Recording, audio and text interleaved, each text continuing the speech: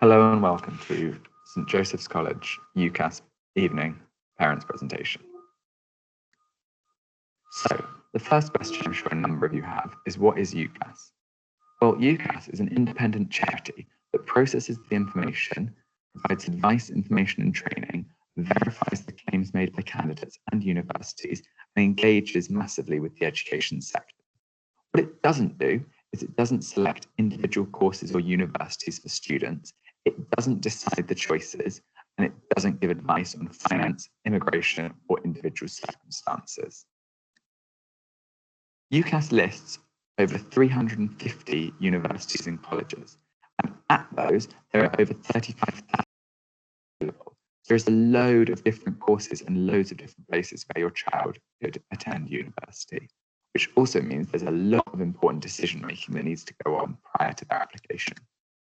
So the choices available, there is higher education, apprenticeships, studying abroad, gap year, or getting a job. To look at the choices, you can go to ucas.com. Primarily, this presentation is going to focus on further education. If you would like apprenticeship advice, UCAS has apprenticeship advice at ucas.com/understanding-apprenticeships. So there they will list all the different types of apprenticeships, how to apply for them, and preparing for the application and process. So focusing on the main goal at hand here, which is why higher education. So the opportunities given during higher education allow them to study and delve into a subject that they're truly passionate about.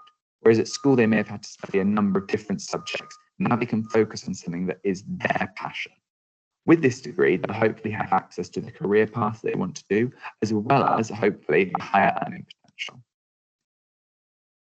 It's super important to be on the right course, but it's just as important to select the right university for your pupil. So there are differences in style.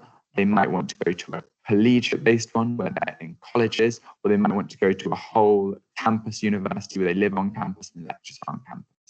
They might want to be based in a large city. They might want to remain in London. These are all things they need to consider because their experience at university will be greatly shaped by all of these factors. It's also really important when looking at universities to look at what their graduates go on to do, because you don't want to be sending your child to a university where the graduates don't have an improved earning potential or improved success after attending that university. Also, living costs and tuition costs can vary massively, and lots of universities offer bursaries. But again, this is something you want to look into before selecting the universities, rather than having your son or daughter pitch up and then be shocked at the costs and that there is no financial aid available. In addition to obviously the right university, it's vital that they're on the right course. Lots of courses can have similar titles, but actually offer wildly different experiences. I know from people applying through sciences, the experience of students can vary massively, as some science courses are much more practical, whereas others are much more theoretical. It's really important that they know what style course they want. And again, something they won't think about, but hopefully you can encourage them to think about, is what sort of exams do they do best at? Do they do well in coursework-focused examinations, or do they do well in sit-down actual timed examinations? Because this will again impact the grade they get, and they want to select a course that best suits them. So when you're doing research, or your son and daughter are doing research, here are some places to kind of direct them. The first thing is the UCAS Hub. The UCAS Hub has student videos, career options, career finders, so you can actually follow all of these things and then almost work your way backwards. If they know what the end goal is, they then can work out what degree they want to take. The UCAS Hub looks something like this. There's loads of different sections. There's calculating your UCAS points. There's open days, which we'll talk about in a minute. There are course searches, and there's help with your personal statement. It's also really important that you're going to online open days. So when you're at a course, you're able to see what the open day looks like, what the course features, and making sure that you're aware what the university looks like. So on the UCAS website, there are lots of virtual tours that are available. So you can actually look at each university and see which ones offer online tours and which online tours appeal, which ones look good, because actually this is something that if the university is doing well now, then you know that that online learning, which may be what the next couple of years look like, will probably be better than some of the ones that have maybe a less up-to-date virtual tour. So some key facts about Apply, UCAS Apply, which is what your child will be submitting an application through. It's an online application. There is a maximum of 5 choices. There are choice restrictions, but only for medicine, veterinary science, and dentistry. You can only choose 4 of those. You must have one additional option. And Oxford or Cambridge, you cannot apply to both. So a single application costs £20. But if you want to apply to up to 5 choices, it is £26. So I would encourage you to pay the £26 because it will allow a greater chance of your son or daughter getting into university. All applications are considered equally, and there is application invisibility. So no one knows about the pupils other than the personal statement and the information that has been given with regards to their grades. So when to apply? Well, hopefully, if you are an early access student, which is the 15th of October, you have already basically finished your application, or you are very much on your way to finishing it. Our internal application deadline for everyone else is the 30th of November. So anyone applying for anything other than those early entry deadline courses must have their personal statement completed and all of their UCAS done and ready to submit by the 30th of November. That allows myself and Dr. Woodburn time to check over and make sure all mistakes are corrected and everything on their application is completely correct. Because if it doesn't get submitted correctly, then there is a chance that universities come back and say it was done fraudulently, and as a result, they will not accept the candidate and they will not receive any offers. So it's vital that they are all in by the 30th of November this year, so that me and Dr. Woodburn can look through them all and make sure that they are all sent off by the 15th of January. If applications come to us later than this, we cannot guarantee that they will be looked over, and we cannot guarantee that they will not be returned if there are mistakes. So there are also extra places open on the 25th of February. That means if you have not received an offer from any of your chosen places, there is an option to add 1 extra. And then there are late applications after the 30th of June. All of those starred ones, they must be done by 6 p.m. that day. This is why we really try and do it in advance, because people rush on the day and often end up missing the application just because the servers are slow. So please don't let that happen. How it actually works. The students should have already registered at ucas.com/apply.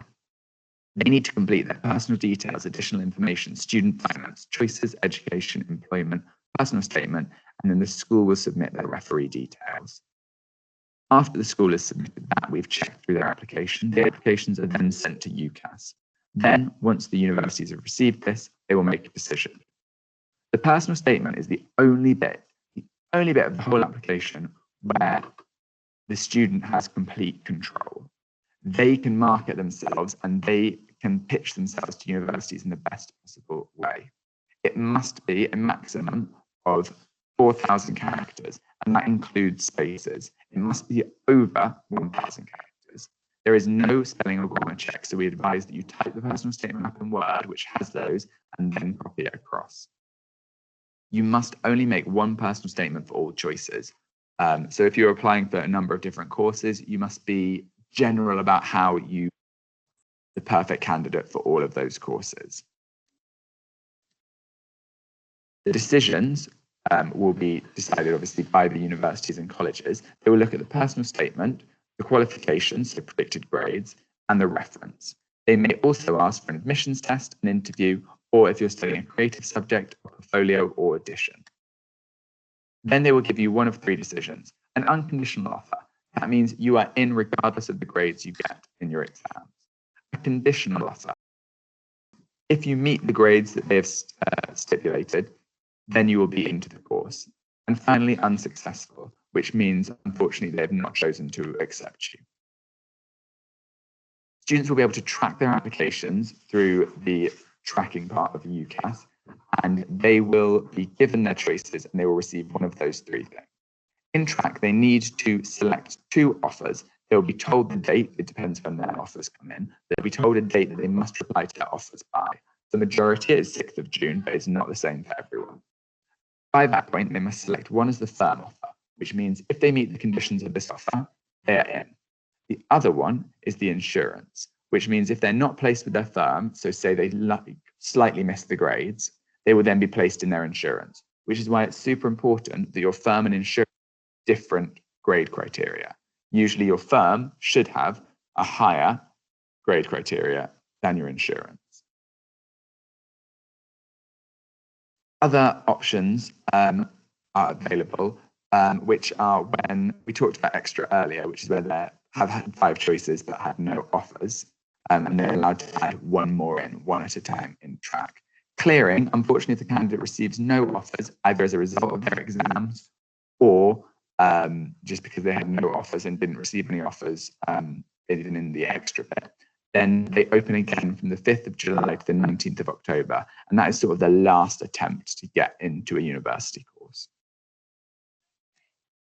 So what should your child be doing right now? Well, the most important thing they should be doing is, if they haven't already, researching. They should be researching and finding the ideal uni and the ideal courses for them.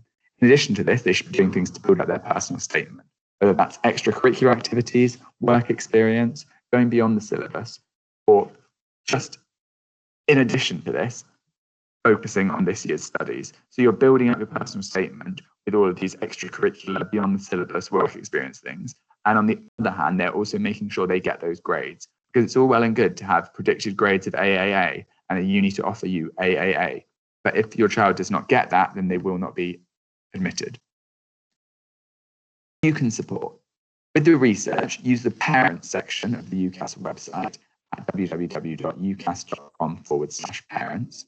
Sign up for updates from UCAS and make sure that you're getting everything you know about the application straight to you, not waiting for your child to pass it on potentially a few days later. Open days. Make sure you're attending open days. It's a really important thing because many universities aren't doing in-person open days. And it seems crazy to me to go to a university having not actually seen what it's like. So a virtual open day is a great idea. And then lastly, be proactive. I know at school in tutor time, we're regularly reminding all the students, have you done your personal statement? How is UCAS looking? If they hear the same at home, then that would be brilliant. And I think we'd make sure that everyone submits strong applications well before the deadline. Thank you very much for listening.